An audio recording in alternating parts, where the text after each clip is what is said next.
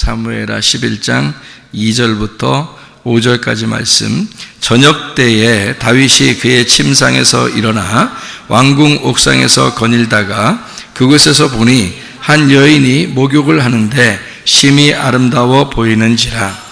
다윗이 사람을 보내 그 여인을 알아보게 하였더니 그가 아뢰되 그는 엘리암의 딸이요 햇사람 우리아의 아내 밧세바가 아니니까 하니, 다윗이 전령을 보내어 그 여자를 자기에게로 데려오게 하고 그 여자가 그 부정함을 깨끗하게 하였으므로 더불어 동침하매 그 여자가 자기 집으로 돌아가니라. 그 여인이 임신하매 사람을 보내 다윗에게 말하여 이르되 내가 임신하였나이다 하니라. 아멘. 오늘 사무엘하 11장 2절부터 5절까지 말씀을 같이 읽었습니다. 여기에 말씀에 보면 다윗이 밧세바를 이제 범하는 그런 장면이거든요.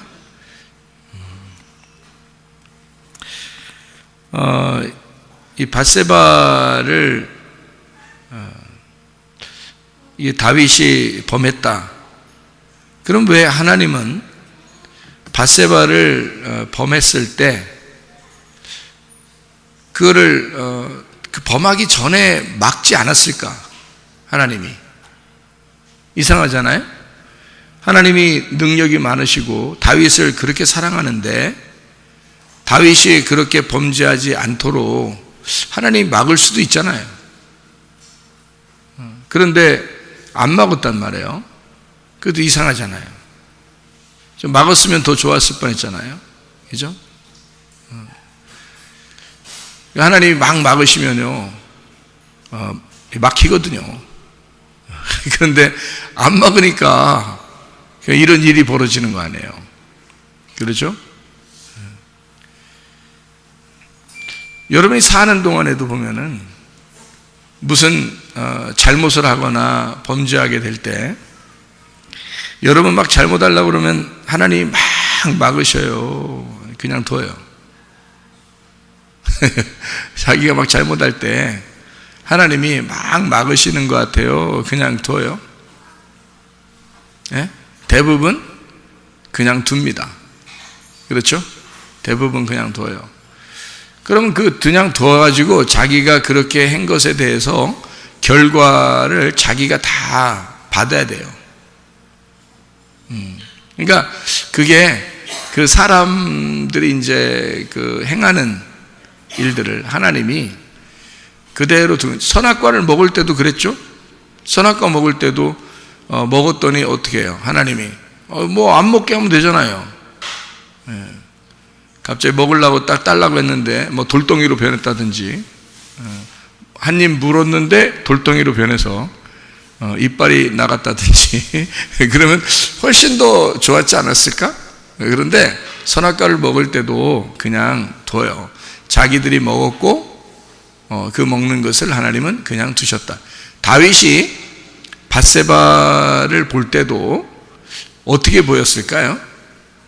보자마자 막 아우 징그러, 뭐 보기 이상해, 응? 아우 눈 버렸다. 만약에 이랬으면 이런 일이 벌어졌을까? 여기 보니까 뭐라고 돼 있어요? 보기에 좋았더라 그랬어요. 그러니까 밧세바를 다윗이 볼 때 탐스럽고 보기에 좋고 뭐 이런 거죠. 그러니까 다윗이 밧세바를 범했다 이 말이에요. 하나님이 막으실 수 있었지만 그냥 뒀어요. 그 사람들은 다 자기가 잘못하기 전에는 말이에요, 자기가 잘못해보기 전에는 사실 하나님 앞에 자기가 무엇을 잘못했는지에 대해서 깨닫기가 참 어렵습니다. 근데 자기가 잘못해보고 보면 나중에 이제 깨닫게 되죠. 아, 내가 이런 걸 잘못했구나. 이런 것들을 나중에 깨닫게 돼요. 근데 자기가 잘못했다는 것을 잘 못 느끼는, 자기가 별로 잘못해 본 적도 없는 것 같은 그런 사람들은 있잖아요. 나중에 보면 내가 뭐 잘못한 게 뭐 있지? 난 당연히 천국 갈 것 같은데 뭐 이런 식으로 돼버려요. 그런 사람들은 오히려 성경에서 볼 때는 네가 눈뜬 자구나, 너 이 땅에서 눈뜬 자구나, 그렇게 되는 거죠. 이 땅의 모든 인간들은 다 죄인이에요. 한 사람도 죄를 안 지은 사람은 없어요. 그 죄 지은 사람들이 한 개의 죄를 짓든지 10개의 죄를 짓든지 다 똑같이 죄인이에요. 그러니까 죄를 지을 때 그냥 둬야지 나중에 구원받기도 쉬운 거예요. 다시 말하면 자기가 소경이라는 사실을 깨닫도록 소경이 되면 될수록 눈뜰 확률이 더 높다는 거죠. 그런데 소경이 안 되고 자기는 의롭다라고 생각하는 사람은 눈뜰 확률이 덜하단 말이에요. 예수님 시대 때도 바리새인들은 자기들은 다 눈 떴다고 생각했어요. 근데 예수님은 그들이 소경이라고 생각한 거고, 근데 자기들은 눈 떴다고 생각하니까 자기는 소경돼 본 적이 없는 거예요. 예수님은 그 사람들을 보고 니네가 눈 떴다고 그러니까 너희들이 죄가 그대로 있느니라 이렇게 말해요. 소경은 내가 죄인입니다. 뭐 안 봐도 척 보면 그냥 뭐 소경이죠. 왜냐면 소경은 죄인이죠. 왜냐면 소경은 죄인이니까, 어두컴컴하니까. 그런 사람들은 이제 예수님을 만나면 눈을 뜨게 해주잖아요. 죄를 용서해 준다고요. 그러니까 사람들이 자기가 나는 좀 괜찮은 사람인데 이렇게 생각하는 사람이 참 위험한 사람입니다. 그 천국 가기 진짜 힘든 사람이에요. 그러니까 다른 사람을 비판하고 그러는 거거든요. 그런데 내가 죄인입니다 라고 느끼는 사람은 천국 가기 쉬운 사람입니다. 내가 소경입니다, 내가 어둠입니다, 내가 죄인입니다, 이런 사람들은 천국 가기가 쉬워요. 그래서 하나님이 다윗이 범죄할 때 막을 수도 있었지만 안 막는 거예요. 그 죄를 물어보고 그 죄를 통해서 하나님이 가까이 만나려고 그랬던 거죠. 그 죄를 통해서.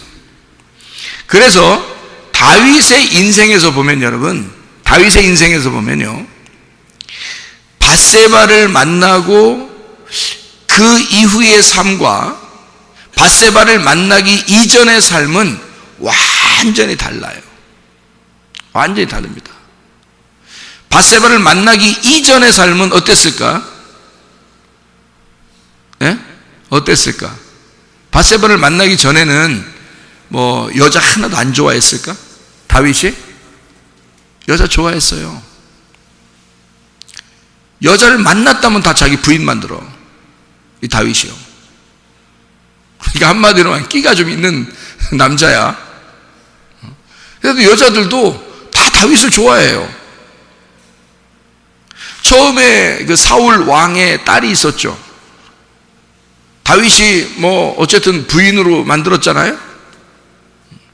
다른 사람 뭐 블레셋에 뭐 양피를 베가지고 뭐 와가지고 부인 삼았잖아요.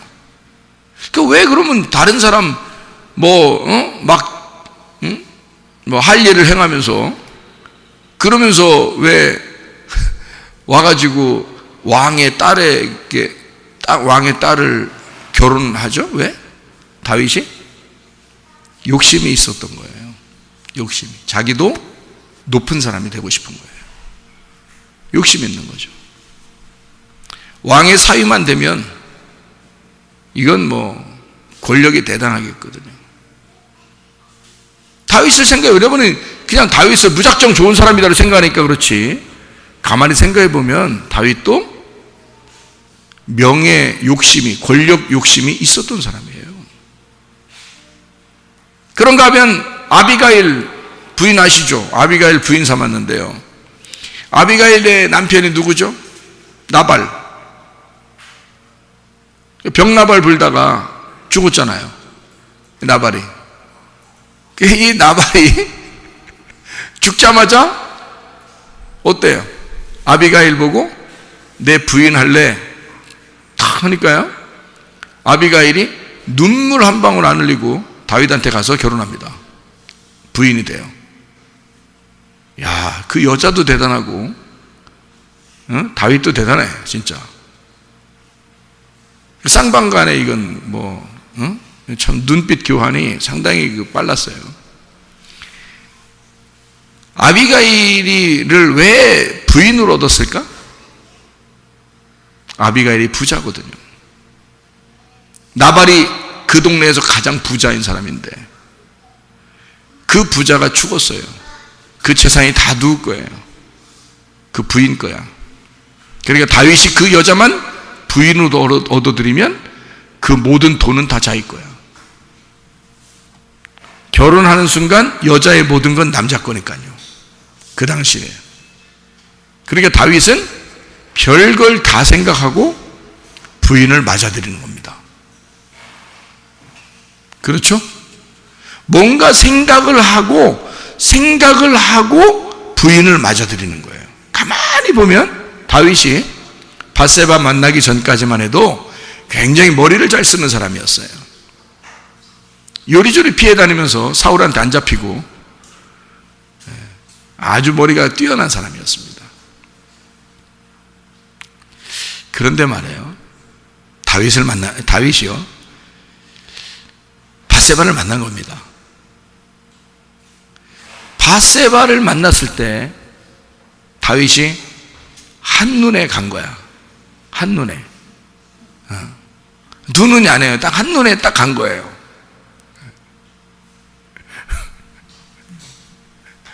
그러니까 밤과 아침에서 밤에 만난 거거든요. 이렇게 한눈에. 그래서 이게 이쪽이 밤이고 이쪽이 아침인데 밤에 만난 거야. 저녁 때쯤 돼서 여자가 목욕을 하고 있는데 이게 위에서 이렇게 보니까 상당히 이뻐 보이는 거예요. 자, 멀리서 봤는데 여자가 목욕을 하고 있어. 이뻐 보일까 안 이뻐 보일까? 이뻐 보여. 그날은 저녁이었어요. 저녁에 그것도 이뻐 보일 수밖에 없지. 그리고 물로 깨끗하게 여자가 씻었으니까 저 여자는 정결한 여자다. 데려와. 이러는 거죠. 근데 남편이 있는 여자였어. 근데 데려와. 그러니까 또 데려와. 왕이니까. 그 여자가 만약에 왕이시여, 당신 정신 있어 없어? 나도 남편 있는 여자야. 응? 그러면 다윗이 그래요. 그래도 일로 오세요. 이러겠어요? 다윗이 그냥 알았다. 가거라. 그러겠어요? 양심상 가거라. 그런다고요. 다윗이 그래도 하나님을 사랑하는 사람인데 그 여자가 나는 남편이 있습니다 라고 말하는데도 안 돼! 일로 와! 그렇게 하기는 못한단 말이에요. 그리고 그 당시에 문화적으로도 남편이 있는 여자를 그렇게 할 수가 없어요. 아비가일은 남편이 죽었기 때문에 다윗이 데려온 거니까.